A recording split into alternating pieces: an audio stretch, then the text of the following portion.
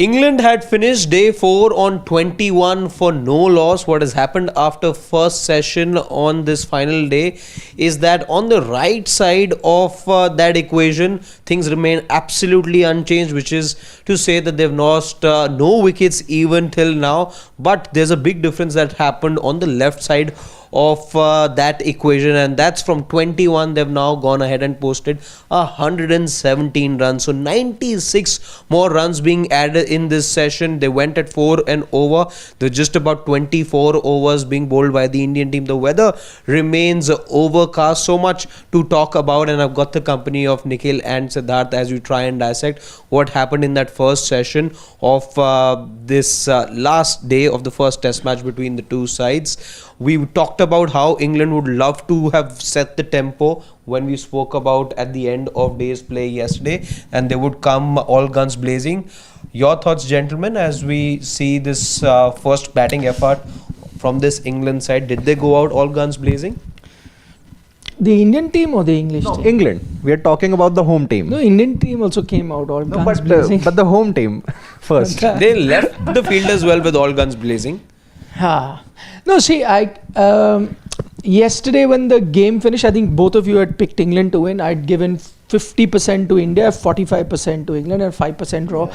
I think draw now with if there is no rain, and I think the chances of rain was a little bit more towards the start of the day. From 6:30 to 9:30 IST. Yeah, towards the start of the day rather than later in the day. So I think now the chances of rain would have reduced. So that draw 5% also you can remove. But I think now 50 India, 45 England, I'd have to say 60 now percent England. It just changes the other way around. Though, I mean, why I'd still give about a 35-40% chance, because 370 is always a mountain to climb, and you never know, 1 or 2 wickets here and there, things might happen. But what we've seen in the first innings, and there are two things that really come to the fore. In fact, many things, but I think because even Jasprit Bumrah, so you could have gone on about Indian bowling and how toothless it is, but the fact that even Jasprit Bumrah has not been able to do anything, I think it just reiterates the fact why Leeds has been one of the grounds which has gotten to see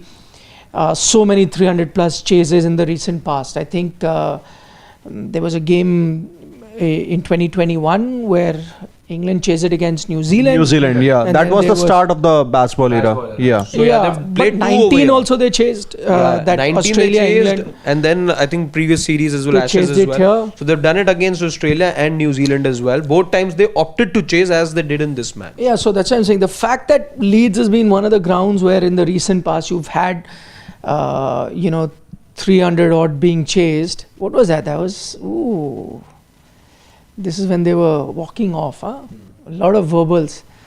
KL Rahul, out of all the people, who's very quiet. Senior-most member of the team. I think they were not happy. India wanted to squeeze in another over, but that wasn't possible because they were wasting time. Zach Crawley was like, something is near the side screen, and Harsha Bhogle mentioned it on the commentary. There is nothing to disturb him. It's just about wasting time and making sure that there isn't any further over. But I think coming back to England's innings, this is completely not baseball. They've scored almost 100 runs in 24 overs this time around, and they've just been pretty busy. I think maybe apart from a couple of chances, the Bumrah versus Crawley, I think the catch that Bumrah just dropped in the last couple of overs or so, that was pretty hard to take.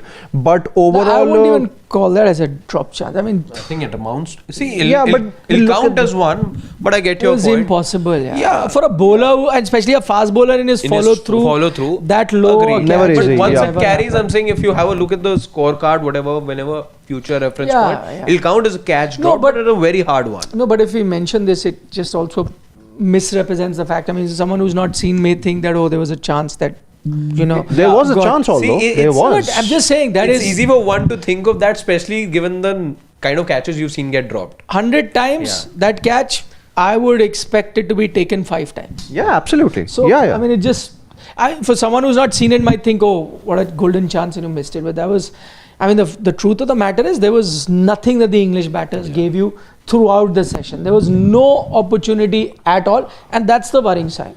I think that's what they have now maybe shown. Baseball without brain was the case against the tougher oppositions, and that's why England could not win in Pakistan on those turning tracks, in India, and against Australia Ashes 2023. Now I think they've applied themselves. They know that if they, just keep themselves busy, get those singles or doubles, an odd boundary here and there, things are going to get pretty easy. 254. Still 10 wickets remaining. If England lose, let's say, just another 1 or 2 wickets and manage to score another 120 odd runs in the next session, I think it's their game. Absolutely. No, it's already their game. I mean, they're odds-on favourite to win from here. But then that's not baseball. I mean, if they've gone back to playing cricket the way it's supposed to be played, then it's not baseball. It's almost, 4.5 runs per over. Yeah, Still 4.5 pretty is good. what India also score. I mean, most teams around the world score. Baseball is when you're saying, we'll keep attacking, we're going to bat at 6 and over. No, I mean, we were critics of baseball when they were trying to do it in India as well. And I think that was one of the reasons why they shot themselves in the foot. If they're not doing it, from their point of view, it's a good thing. Absolutely the good thing and the right thing, and probably that will result in them winning the test match. But then I'm just saying that you can't then call it baseball. Then what you're playing is conventional cricket or new age cricket, which most teams around the world are playing. But I think they've also been aided by the fact that this is an absolute dead as a dodo pitch. It's absolute 100%. benign. And I think that's what I'm trying to say, that see, again, not that we criticize, but I did see on social media many people started criticizing Ben Stokes at that time when he had won the toss, and India were piling on the runs, that what a dumb decision to take. Why do you let an opposition in get so many runs? But now it is proving to be true, just as it proved to be true for someone like a Temba Bavuma when he took it at the WTC final. I think England knew this, that as the test match progresses, it is going to get easier and easier to bat on, and then on the final innings of a test match, no matter how much you will get the best batting condition. That's not a guarantee of a win, but you will get the best batting condition, and that's exactly what's happening. First I thought, how can the pitch really change from day 4 to day 5 so much? How can it get so much better? But then the other argument was that if the pitch wasn't the case, or if the pitch wasn't that flat, Jasprit Bumrah would have, if not run through the team, at least would have picked a wicket or 2 by now, because of what he does. The fact that he's also getting no purchase and that late movement sometime he gets, that's one thing. The other thing, I thought that maybe it's the ball, and it oftentimes happens that the ball becomes like that, and the Indian team tried, I think, 1,000,000 times to get that ball changed. Even in the first innings. No, here now. And that's why, even in the first innings. Yeah, but in this occasion, when they're trying to get that ball changed, and I could understand that the frustration was growing, that maybe the ball is not doing something, it's become soft, we need to get something going. And then the ball, in fact, when the ball got changed, I think Rishabh Pant on the stump, he celebrated like, yoo-hoo, like, wow, finally, because it was like a minor victory. Like, now we'll get something to do. But then you've had Jasprit Bumrah bowl a couple of overs after that. Siraj has bowled over. Jadeja has bowled an over ever since the ball has changed. And there is no visible advantage or anything that the ball is doing. In fact, I think I heard on the comms that this one's a relatively harder ball than the previous one. No, which is a good thing. So the ball had become soft, really soft, and now you've got a better ball. But I don't think in the 4 overs the ball has really shown that the change of ball is really going to assist the Indian team, which was that one ray of hope that they're looking for. Which then means that from now on, with the pitch the way it is, and I think it's not now going to change at all going into the day. There are no cracks, there are no demons, and the ball also already having changed and it's doing nothing for the batter, then I don't think there is going to be anything that there is going to be there for the Indian bowlers. That also takes me to what a Shubman Gill did in terms of a captaincy. I'm not saying that the bowlers backed him up, but Shubman Gill, the captain, even if there is nothing in the pitch, he could have been a bit more attacking to start the I mean, whatever said and done, you're defending 370. It's a flat track. The flattest of tracks also, 370 being chased is a rare occasion. England might do it, but even if England win this, it will be considered as one of the finest test wins, because such chases are rare. When you have that, so much runs backing you should have had the slips all the time. You shouldn't have spread the field. He was allowing easy. He had boundary riders both on the offside as well as the leg side, which was allowing those easy singers. And I think England, in that sense, I think the trap that he was trying to set, that they will play baseball sort of a thing, and I'll be defensive, let me spread the field. But England said, no problem. We'll take our single, we'll take our doubles. On a given chance, we'll take a boundary. And they batted like that. That's what I'm saying. I mean, I don't know whether it's a fair thing to say, but... silly mid-on as well, right? At one point. Yeah, but I don't know if it's a fair thing to say, but had it been a Virat Kohli, maybe, I mean, sometimes these, messaging or these kind of gameplays or smart ploys where you try to show that, hey, listen, you know what, we have a lot of runs, 370, no problem. So you get a field in, 1 or 2 boundaries go, and then you still keep the attacking field. At least it tells the batter, yeah, these guys are not panicking. They think that somewhere or the other we're going to be losing the wicket. They are comfortable with the runs. As soon as you open the field, then I think as a batter, these guys are under pressure. They think we can chase it down. So let us also not panic and keep taking doubles and singles. So I know it's early days in his captaincy, but maybe this is something that he'll have to work on. I think clearly on such kind of a track, you need to set up the batter. We talk about Sai Sudarshan specifically in the second innings. He was set up by Ben Stokes by having that fielder at mid-wicket. That's the kind of thing you need. Even for the Indian tail-enders, obviously, they did not really do well, haven't really done well in the past few test matches or so. This time around, it's a tail-ender. They don't really play those bouncers or the bumpers well. Let's just bounce them out. And that's what Josh Tongue did. For India, there's clearly that innovation was missing, something that I pointed out yesterday also. You need to try a cutter, a back of hand, slower delivery, anything, or you can try and set up a batter, see what his weak area is, where does he play most of his shots, where does he play most in the air for that matter, which part of the ground. These are the things I think sometimes do need to be taken into consideration for GILL. To his defense, I think he is still pretty new to the captaincy thing. This is where the support staff comes in, no? Yeah, absolutely. I'm saying we're blaming the captain for not being aggressive on the field, and his bowling changes also. There have been errors. We'll get to that a little later, but that's about it. But the point that you're making is about, you're right, when it's a flat pitch, you have to think of a way of getting the batter out. Yeah, something, or like come up with a plan. Like identify a weak area and you come up with a plan. That's where I think the backroom staff of you have bowling coaches, batting coaches. There's Ryan Descartes. What coach is he? Assistant coach. Assistant coaches, head coaches. Yeah. There's so much. The video analysts. There's so many people there. Then this planning should have done. And you're right. And in that sense, at least with England, you saw for certain batters they had plans. Whether those plans were executed or not, and paid off or not. For some it did. For some it didn't. But at least you went with that. And the bowlers tried something else. Then for that, I think you need to question the support staff, not the captain here. The captain I'll question for. No, but he's the one who makes the decisions on the field. No? That's why I'm saying he has to take majority of the blame. I agree. No. For not bowling the right bowlers at the right time and the field setting. But I'm saying these sort of plans that you see when Ben Stokes came up with a plan of how to get Sai Sudarshan, it wouldn't have been Ben Stokes the captain. No, it is the bowler, the support staff. They all sat together. The coaches like this is his weak area. The analyst comes up with something and you focus on that, and then he as a bowler executes it. Right now, for you to have planned against, I mean, Zach Crawley, I think, has come out of syllabus, but Ben Duckett, you always knew was going to be a thorn in your flesh. In fact, so you should have planned, what are the weak areas? That's where the support staff and everyone comes. What I liked from Duckett was he didn't exactly start out the way we expected him to. He didn't come out with a smoking gun in his pocket. He was living dangerously, in fact, to begin with. There were a few times that the ball went past his outside edge, but he was just first innings also. He was streaky to begin with. Yeah. Then settled down, gave a few chances. Yeah, and see, and that's exactly as his innings progressed. That was exactly the fare I had in mind. And I knew that if you were able to get his wicket during that time, that I think he was 25 or 51, so he was going at 50 in terms of his strike rate. Look where he's ended. He's now increased it to 72 nearly. So he's 64 of 89, and that was exactly my fear. And that's what happens. At times, because you're not going to be putting a batter or beating him that much on a flat deck. So if you get his wicket in those 20-25 minutes, good. Otherwise, once he gets a hang of the situation, once his confidence develops, he's only going to get better after that. And knowing him, how he likes to take the attack, that's exactly what happened. Especially when Shardul Prasad came on and they're proving to be the weak link.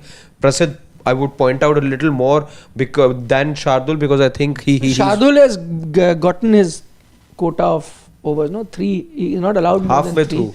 He's not allowed more than 3. He'll get one more of 3. He'll get one more of 3, and that is how he's not. There is something that you've decided that 3 is all about, that he will be given a chance. I'm not saying he's bowled well, but when you are in dire situation, you give each bowler a spell. Give 5-6 over spell each bowler to get a wicket, but no, that he's given. See, there is a reason for India to worry going forward in the series. I'm not saying that this match is done for, but Prasidh needs to be more responsible. The kind of responsibility that he was showing. Can I be honest? He bowled well in patches today as well. But again, there are certain jaffers that he bowled.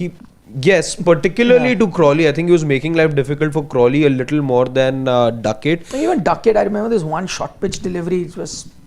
But and even Duckett. Prasidh Krishna, I guess, yeah. But I think when you look overall, he gave away a lot of runs in the first innings. Right now as well, I think he's more expensive than Shardul Thakur for that matter. He's the most expensive. Yeah, eventually maybe those figures change because he'll get to bowl a little more and maybe things average out. But otherwise, if you see how things stand right now, there needs to be more responsibility, and this is exactly what we were talking about yesterday, that where does Bumrah get that support? And England were very good. Must compliment them for the plan that they had in mind. I just spoke of how Ben Duckett was streaky to begin with and was living dangerously, was beaten.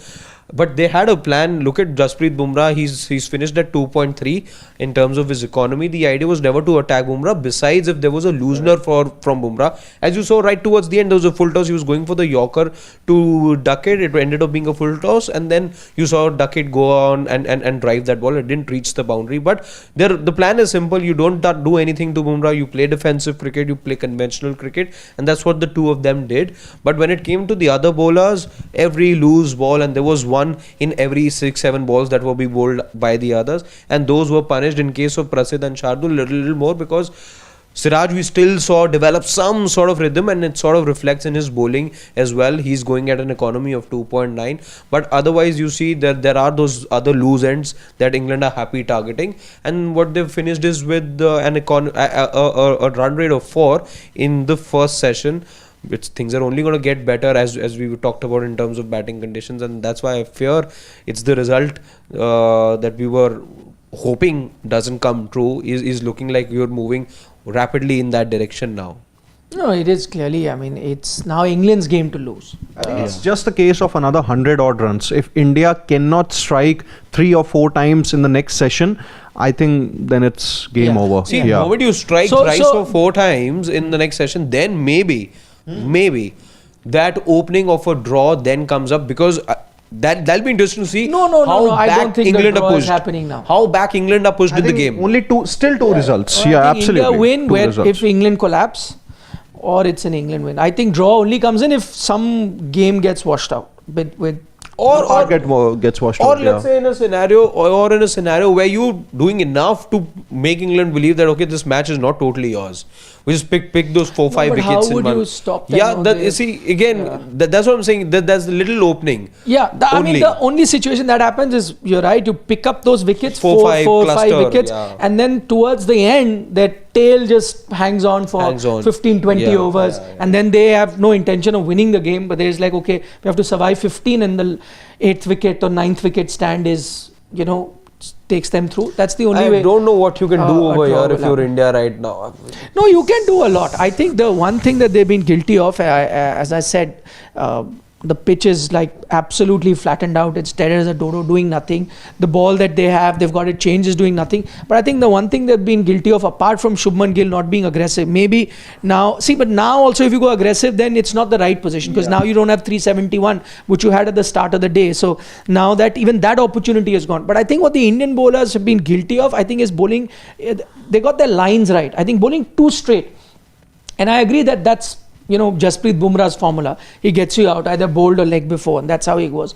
But I think what that has done is that you get those wickets with a very straight line when you are mixing it with a few outside the off-stump deliveries where you're tempting them to drive as well.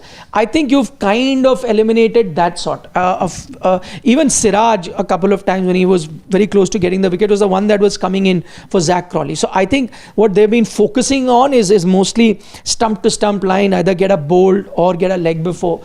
But now I think England batters know that that's your one plan, and they're only guarding against that.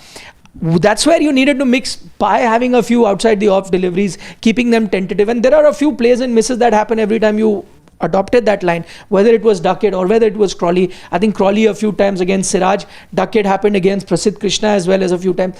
That I think they needed to bring a bit more. So usually what most bowlers do, outside the off stump to get an edge is your plan A.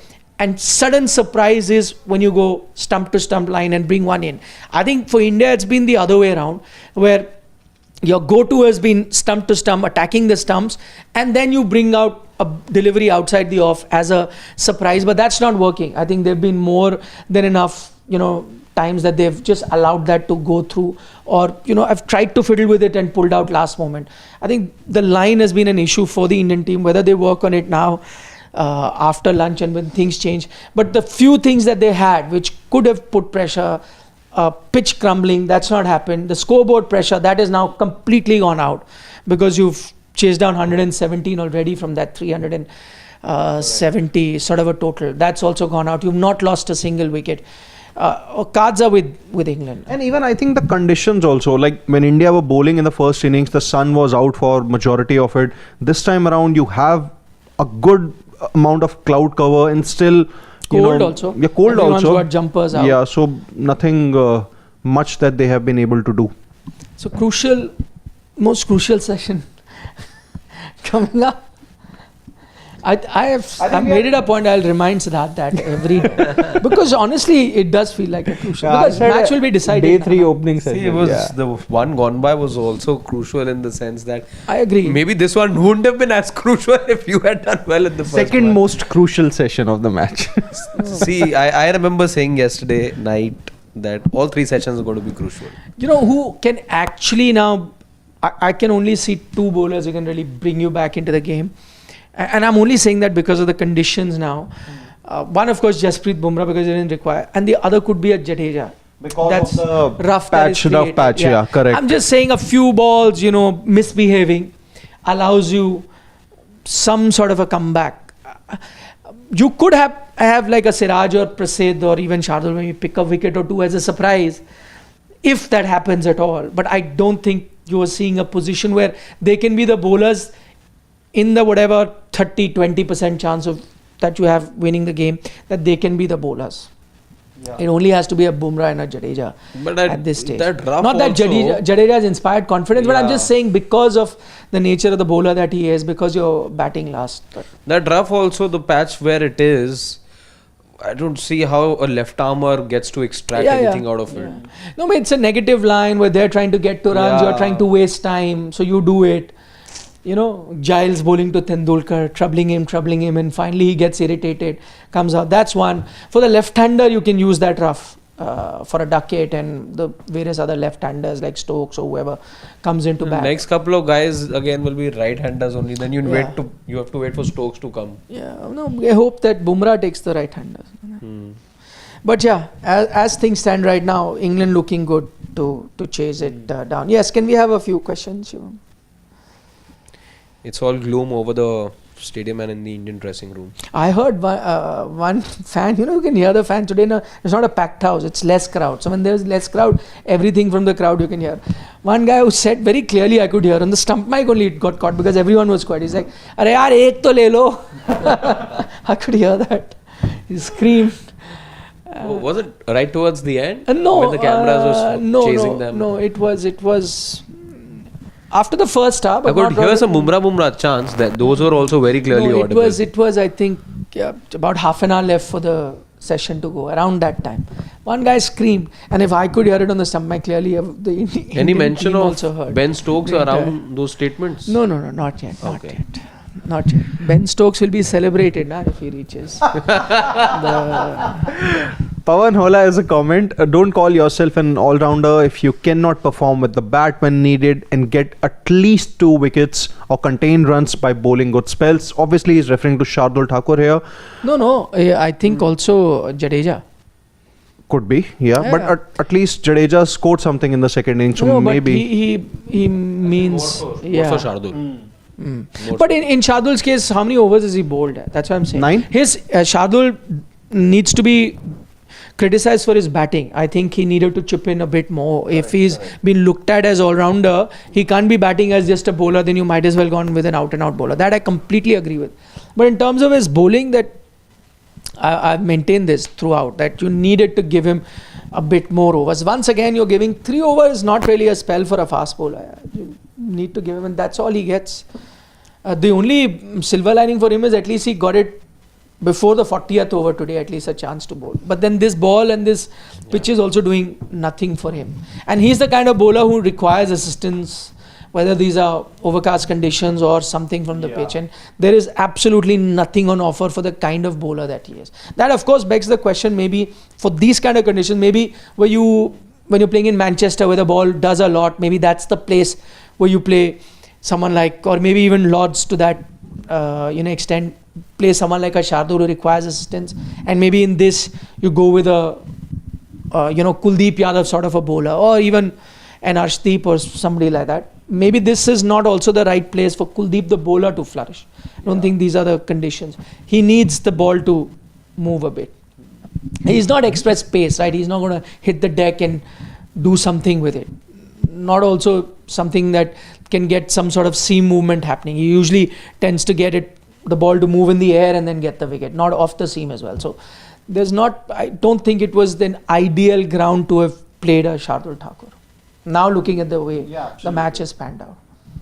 Pawan Hola, another comment. To my previous comment, it's better to go ahead with the specialist bowler and ask your top 7 to perform with bat instead of relying on bits and pieces players. This management is simply making things complicated. They made things complicated in the BGT, but this time around, I think the selection for the first test was still okay. You decided that you want 20 wickets, so the goal to achieve it, you decided to go in with 3 specialist bowlers, an all-rounder, and then a spin all-rounder in Jadeja. So this time around, the selection was fine. It's just that you have missed the mark. You literally have been off the mark, and overall, maybe the pitch has also not assisted you. That's also played a role. Yeah. So the only thing which I agree, the selection in BGT was horrible. This is far better and acceptable. Not perfect, but acceptable with what they went. Good enough. Yeah. I think what they now in hindsight, what you see is because it was such a good batting pitch, you really didn't need to go for another batter as such, because people are saying you could have played a Nitish Reddy or a Jurel, but I don't think you needed another batter. What you needed on this pitch is an ability to pick wickets, and so for that, I know they went with a bowling all-rounder, which seemed to be the correct decision, but probably could have gone with just like, you didn't need that cushion with batting at number 8. Till 7 it was fine. At number 8, 9, 10, 11, you should have just gone with bowlers, because what you need right now are wicket-taking bowlers to get those 20 wickets. This is something that, if you remember, Shubman had said also pre-match, and I know why at that time we knew that he is going to be going with a Shardul rather than a Nitish Reddy, because they didn't need cushion in batting so much, more so in bowling. Yet they did want some cushion at number 8 for batting. But now you look at it in hindsight, it's a belter. You could have just gone with an out-and-out bowler also at 8. But a bowler who can pick wickets. So I'm saying, if instead of a Shardul, not a Jurel or a Reddy, because I don't need batting, I need bowling. So if I'd put a Kuldeep, then I have a chance of picking more wickets. I think that is something that I should have done. I'm just fearing that, yes, there's still decent time left in today's match or today's day. But in the last 9 matches, then after the end of today's day, India would have won only 1 completed test match. Correct. Perth. Yeah. This is a team a few months back we were talking about being potential finalists in the WTC. Now you suddenly look back, 9 completed test matches, you've only won 1. Yeah, but again, that's also not a fair comparison, and I know that we'll discuss that once the game is. I think that this is a young Indian team. They're starting afresh from here, and this is something we said even before the series started, that they don't go in as the favourites to win this series. The fact that they've given England a run for their money, covers are out. Basically, this is the time from 6. Prediction 1. From about from yesterday. Yeah. From about 6 I said to 2 hours of rain, then I'm. Yeah. So actually, there is rain for about 3 hours now, from 6 to 9:30 IST PM. Yeah. There you go. That's the weather we showed in the weather. From 6 PM until 9:30 PM. There is fair amount of rain predicted. There is more than 60% chance of rain actually. Which means if not full 3 hours, 2 hours of rain. Then India could be saved by 1 hour of rain. Rain save the day. Yeah. There you go. We don't more. Ladies and gentlemen, breaking news. Covers are on. Breaking news. Please flash it on your ticker that it is raining. Covers are on. Raining in Leeds, covers on. And which means that the session after lunch is going to be delayed. Could be a passing shower also. Let's see. We'll have more updates for you. But you know what? You can also see, apart from it being cleared, the stands have also kind of cleared out. Yeah, I see that I as know well. that stands clear They out would have anyway. gone Because inside. everyone heads for lunch also. There are enough food trucks around England for everyone to head out for lunch, and it empties out. And so that's another reason why stands empty out. But now that it is raining, then they probably will want to be in shady areas, because they're not roofs over all stands there. Yeah. So they might be, you know, in the periphery of the ground where there are places to sit, where you sit and eat. So that is telling me that it is raining at the moment. Could be a delay. Yeah. Yeah. No delay though it is already, because we Lengthy delay. were to start Yeah. in 5 minutes. That's definitely not happening. About 7 minutes. Yeah. Because covers are already out. So you're not starting on time. That's for sure. But how much does the rain come in? 2 hours. If one session is wiped out, which is 2 hours, then you're heading for a draw. Then 30 overs you can't score 250 or whatever's left. and you can't even pick 10 wickets if you had an outside chance You of can pick 7 like we saw yesterday. for that you have to get Indian tailenders to bat. Yeah. Or you saw in WTC final 2 years back, 7 wickets in one session lost. Okay, let's dive in. Bakul Dada has a comment. Kuldeep, only other wicket taker who did not play.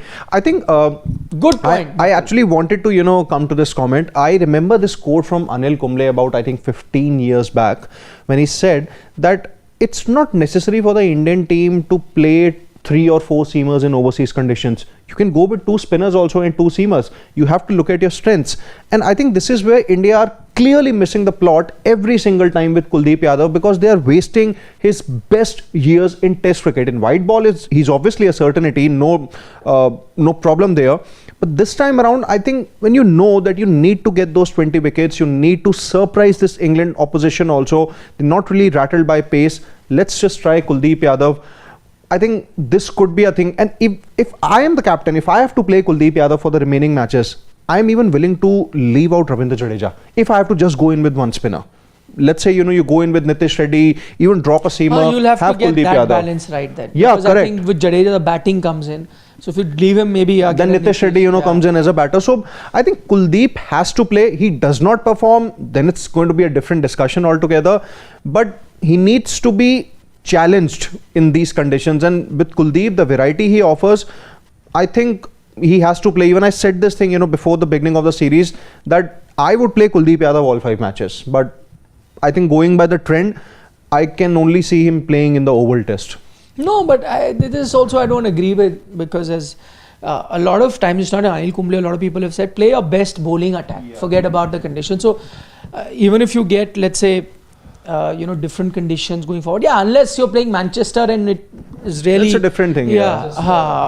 Because there it swings all the time. It rains and swings all the time. Yeah, but I think Oval, you can even look at playing 2 spinners at Lords. There's no harm as such. I mean, depends. Assuming it's a green track, then definitely not. Yeah. But, Okay, I mean, at least for this match where you knew it was a belter, it was a nightmare of a track for any bowler, and then when it's not going to offer any assistance, then you didn't have to think of fast bowlers or spinners. Then you should have just gone with your best bowlers. That I agree with. Yeah. Bakul Dada is joining us from the UK. So is Crystal Days, from whom we have the next comment. Crystal Days says that England taking 3-4 easy singles in every over, and that's exactly what's needed. But that's what I said. It is down to the field that Shubman Gill said. I'm saying sometimes it's about semantics as well, no, just creating a pressure and environment and letting people know. But I think that's something that a young captain in Shubman Gill missed. Will learn today also, yeah. Dex is asking, has there been a match lost by the Indian team after 500s have been scored in a match?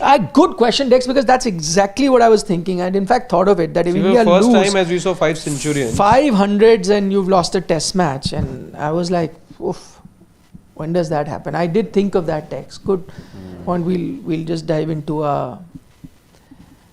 stats. Just checking the latest update, but nothing of sorts. Only covers are coming on.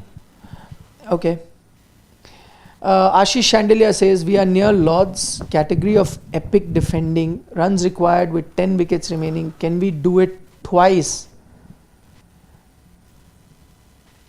Oh, that time you were 260 odd, no?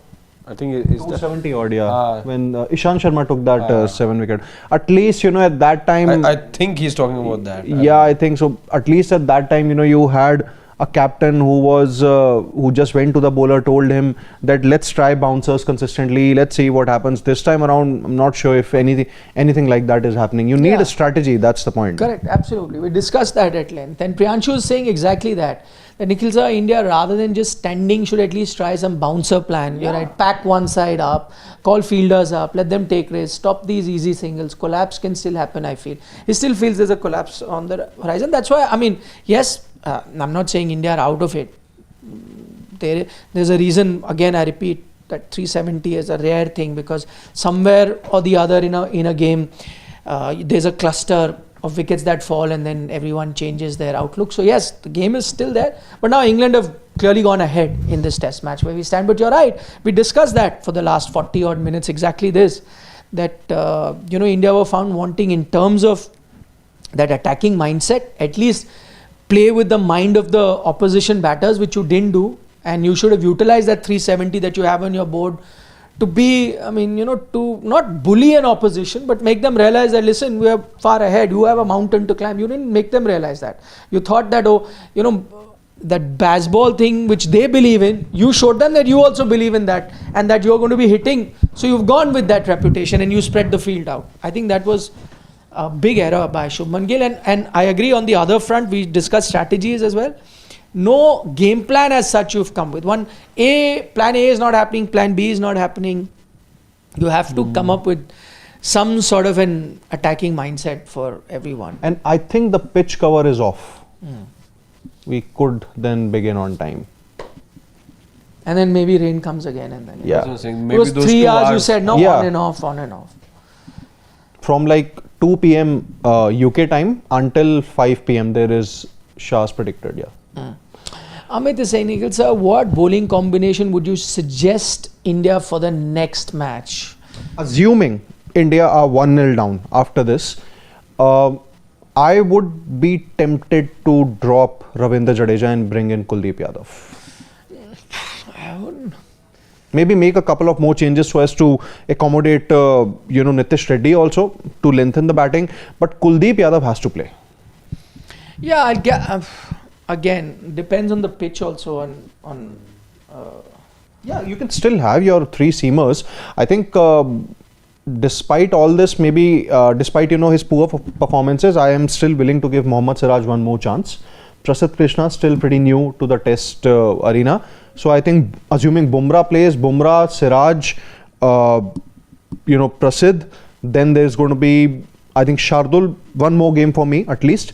And then you need to have Kuldeep Yadav. Yeah, players are out.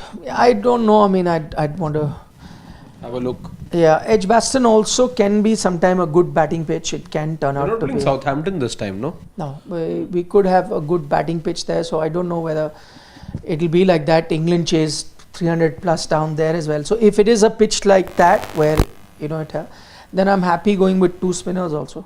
Yeah. I can go with 2 spinners and Shardul as your third seamer. No. Then I'll drop Shardul and I'll play 3 seamers.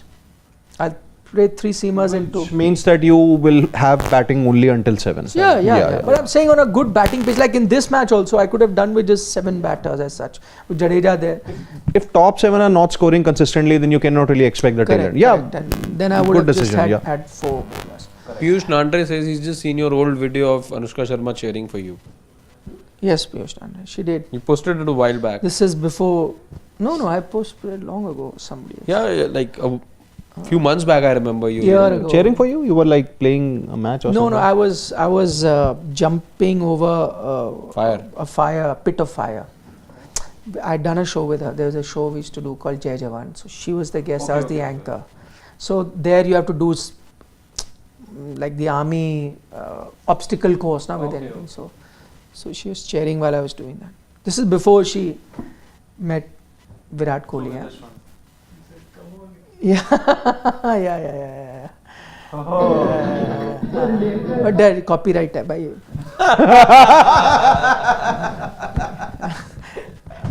Do you want a strike on your video, Shivam? So, okay. It was just a fun thing. Somebody shared it with me. I didn't have it. Somebody there just sent me this clip. I was like, wow, yeah, thank I you. like the caption. So, and I got a lot of abuse. Also, people don't understand sense of humor. There's no sense of humor. So that's why. Yeah. It's an old video. But she was, she was a wonderful lady, I must say. It was quite friendly. We spent about 2.5 days in that shoot together. Very nice, very friendly, very down to earth. Okay, on that note, focus on the test match, guys. Don't get distracted. Focus on the test match. We'll see you. Tea time. Match has started. Agni Pariksha's there. Oh, we can see them earlier if there is rain interruption. Could be a collapse or could be what went wrong for India. See you. Let's see. Bye. See, 32,000 likes it has. Nice.